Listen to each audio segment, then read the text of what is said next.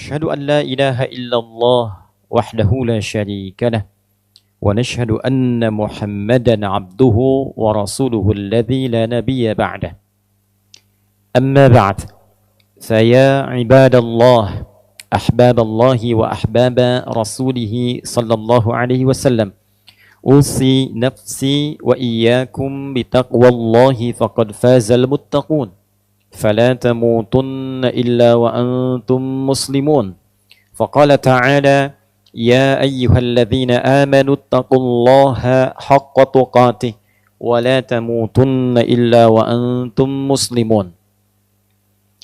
Hadirin jamaah Jumat rahimani wa rahimakumullah. Alhamdulillah, kita mengawali Jumat ini dengan bersyukur pada Allah Subhanahu wa taala. Kita masih diberikan kesempatan untuk membuktikan keberimanan kita kepada Allah Subhanahu wa taala dengan menunaikan ibadah Jumat di pekan yang baru, bulan yang baru, dan di tahun yang baru. Jumat pertama di bulan Al-Muharram 1446 Hijrah. Semoga Jumat ini dijadikan oleh Allah Subhanahu wa taala sebagai Jumat terbaik dari sekian rangkaian Jumat yang pernah kita tunaikan. Hadirin, Al-Imam Al-Bukhari mendokumentasikan satu riwayat yang kemudian dikuatkan juga oleh Al-Imam Muslim rahimahumallahu ta'ala. Ada dua sosok terdekat dari Nabi sallallahu alaihi wasallam yang dikutip dan didokumentasikan riwayatnya oleh dua imam ahli hadis mulia ini. Yang pertama, dalam satu dokumentasi Al-Imam Muslim nomor hadis 1163 terdapat satu riwayat yang disandarkan pada sahabat mulia Abdurrahman bin Sahar radhiyallahu taala anhu yang namanya kita kenal dengan sahabat Abu Hurairah.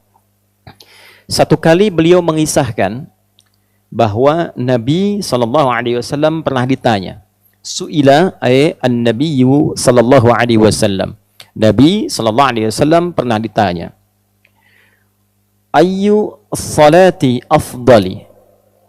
Ya Rasulullah, salat apa yang paling utama ba'dal maktubati, setelah yang fardu itu? Wa ayyu siyami afdal ba'da syahri Ramadan atau kama qala, dan puasa apa yang paling utama setelah puasa Ramadan? Maka Nabi sallallahu alaihi wasallam kemudian menjawab, wa kama qala afdalus salati ba'da salatil maktubati, salat yang paling utama setelah salat fardu itu as-salatu fi jawfil laili, yaitu salat yang ditunaikan di pertengahan malam, tahajud. Wa afdalus siyami ba'da syahri Ramadan, dan puasa yang paling utama setelah puasa yang ditunaikan di bulan Ramadan itu siyam syahrillahil muharram, yaitu puasa yang ditunaikan di bulan Allah, yaitu bulan Al-Muharram. Rawahu Muslim, diriwayatkan oleh Imam Muslim dalam kitab sahihnya nomor hadis 1163, dan riwayatnya tersambung kepada sahabat Abu Hurairah radhiyallahu taala anhu. Hadirin, hadis ini memberikan kesan yang istimewa pada bulan Al-Muharram karena disifati bulan ini dengan amalan-amalan yang tidak serupa dengan amal ibadah yang ditunaikan di selainnya. Tidak sama ketika kita tunaikan di bulan Safar misalnya, bulan Rabiul Awal. Demikian seterusnya, setiap waktu memiliki keistimewaannya. Ramadan punya keunggulannya tersendiri, Dzulhijjah punya keunggulannya tersendiri, maka bulan Al-Muharram memiliki keutamaan yang langsung disebutkan oleh Nabi sallallahu alaihi wasallam. Salah satunya adalah bulan yang saat menunaikan ibadah puasa di dalamnya, maka puasa itu menjadi istimewa di hadapan Allah Subhanahu wa taala. Hadirin sekalian, apa korelasinya ibadah puasa ini dengan bulan Al-Muharram. Atau dalam bahasa yang lebih lugasnya, apa hikmahnya ibadah puasa ini ditunjuk menjadi ibadah yang istimewa di bulan Al-Muharram? Kenapa tidak disebut umrah misalnya? Kenapa tidak disebut tilawah Al-Quran? Kenapa tidak disebut misalnya sedekah? Tapi yang diutamakan di sini adalah as-siyam atau puasa. Hadirin, seperti kita ketahui, puasa adalah di antara amal ibadah yang saat ditunaikan di waktu yang sama, dalam kondisi yang sama, bisa meningkatkan ketaatan kepada Allah Subhanahu wa Ta'ala, taat, sekaligus juga mencegah pelakunya berbuat maksiat. Seorang yang puasa umumnya bukan hanya menunaikan ibadah fardu yang terjaga, sunnah ingin dia kerjakan. Salat sunnah dia tingkatkan. Bacaan Al-Quran dia tingkatkan. Sedekah dia tingkatkan. Dan inti pada puasa, ini yang paling penting adalah, ibadah ini memiliki kesan yang istimewa karena mampu dengan menunaikannya secara benar, dapat mengendalikan nafsu, syahwat manusia, sehingga berpotensi ia meninggalkan perbuatan-perbuatan maksiat dan mencegah perbuatan terlarang di kemudian hari. Seseorang yang menunaikan puasa, tentu tidak akan ia mengorbankan puasanya dengan berdusta. Tentu tidak akan terdorong dirinya untuk mencela. Akan menahan tangannya untuk mencuri. Akan menahan sikapnya untuk mengerjakan selalu perbuatan-perbuatan yang mulia saja. Itulah siyam. Itulah fadilah menunaikan ibadah puasa. Dan dengan inilah kemudian para ulama seringkali memberikan highlight, garis bawah, bahwa dengan menunaikan ibadah puasa itu kita mampu mengendalikan diri. Inti puasa pengendalian diri. Inti puasa pengendalian nafsu. Seseorang yang mampu mengendalikan nafsunya, maka ia akan mampu mencegah dirinya berbuat maksiat. Itulah sebabnya nafsu ketika disebut dengan fujur di antara namanya, lawannya adalah takwa. Wa nafsi wa ma sawwaha fa'alhamaha fujuraha wa taqwaha. Tujuan puasa mengendalikan nafsu, meningkatkan takwa.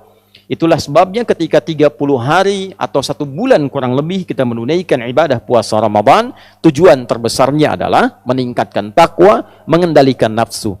Ya ayyuhalladzina amanu kutiba alaikumus siyam kama kutiba alal ladzina min qablikum la'allakum tattaqun. Dengan menunaikan puasa itu diharapkan takwanya meningkat. Bila takwa sudah meningkat, otomatis nafsunya ditekan. Bila takwa meningkat, taatnya naik. Maka maksiatnya ditekan. Maksiat itu cenderung mendorong pelakunya untuk berbuat sesuatu yang terlarang. Perbuatan yang terlarang dalam syariat disebut dengan muharram. Mencuri terlarang, maka mencuri itu muharram. Minum khamar, miras santika itu muharram. Korupsi itu muharram. Berdusta itu muharram. Hukum yang melekatkan pada setiap perbuatan yang dilarang, hukumnya disebut dengan haram namanya. Mencuri itu muharram, hukumnya haram. Korupsi itu muharram, hukumnya haram. Bila kita ingin berlatih meninggalkan segala yang dilarang itu, dan memulai pada waktunya kita untuk mempraktekkan itu, di waktu ini saya ingin meninggalkan segala yang dilarang.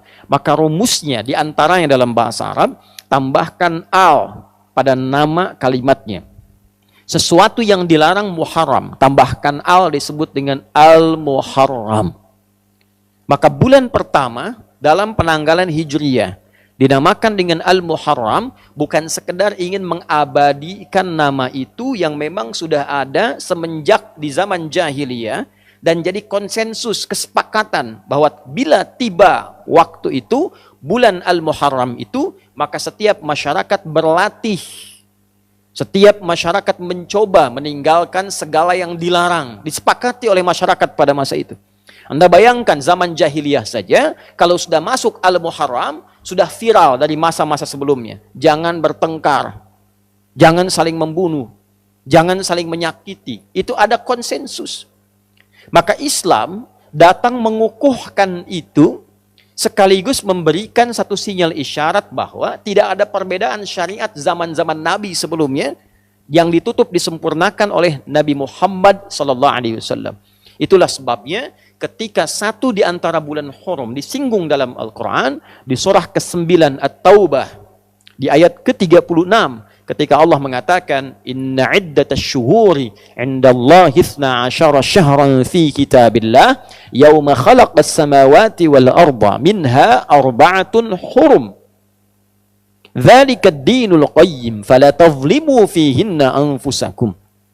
Sungguh Allah menegaskan jumlah bilangan bulan yang Allah telah tetapkan sejak mencipta langit dan bumi itu, yang mengiringi perjalanan waktu kita setahun ada 12 bulan. Dari 12 itu ada 4 bulan yang terhormat, bulan hurum.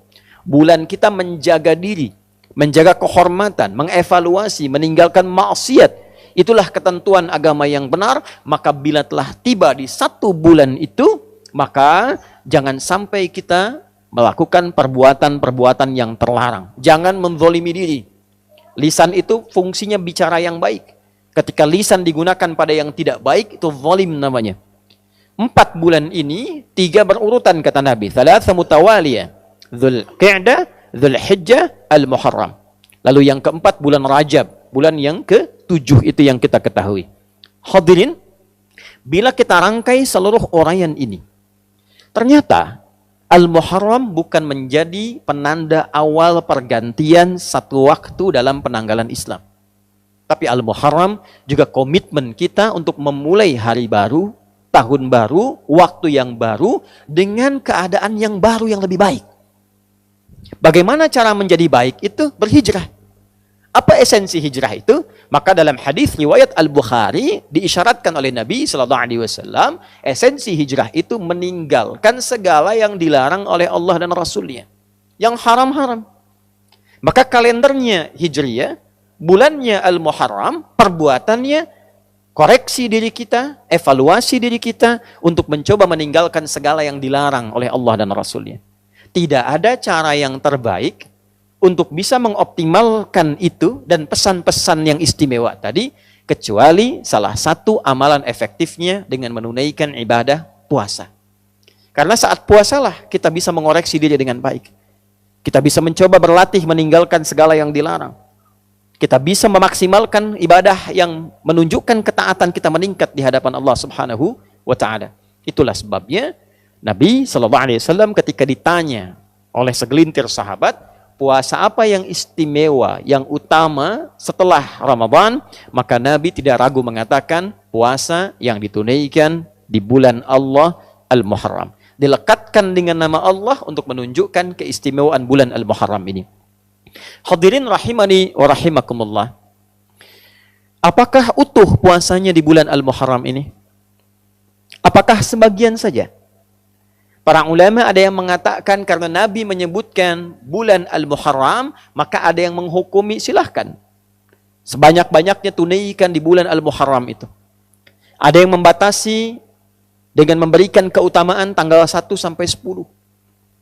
Ada yang tidak membatasi, bahkan menambahkan keutamaan kalau yang biasa Senin dan Kamis, Ayyamul Bid ditunaikan di bulan ini, maka meningkat keutamaannya.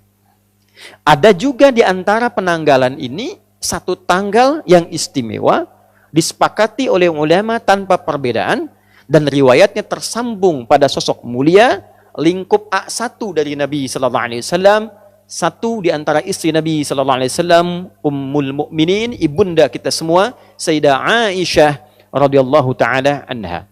Yang hadis ini direkomendasikan oleh para ulama dan terdokumentasikan dalam Sahih Al-Bukhari nomor hadis 4504.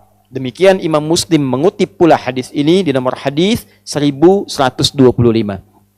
Dari Nabi sallallahu alaihi wasallam informasinya dinukilkan oleh Sayyidah Aisyah, beliau mengatakan radhiyallahu taala anha au kama qalat, tatkala Nabi sallallahu alaihi wasallam berhijrah ke Al-Madinah Al-Munawwarah, maka orang-orang Yahudi pada masa itu sedang menunaikan puasa di hari ke-10 di bulan Al-Muharram, dikenal dengan Ashura.